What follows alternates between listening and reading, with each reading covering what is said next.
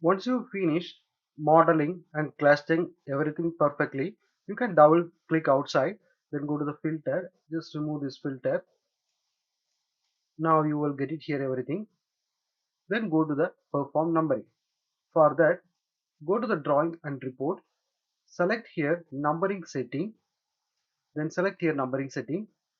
Then you can use here, we use old, everything keep as it is. Here it is compared to old, keep number if possible. And here you can make everything like this and weld everything.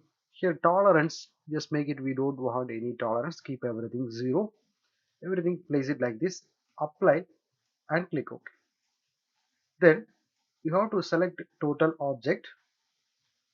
When you make the numbering, you have to select here, select object in component, that is better. You can select each and every component, you can select, and you can create report also at the same time.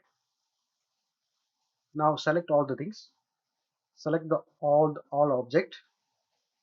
Here it is selected.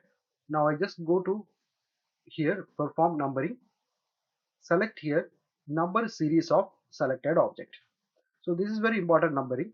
When you create numbering first time in your model, you can use this numbering series of selected object. Then once you made numbering, so numbering process is going on. Within few seconds you can see here numbering, it is completed.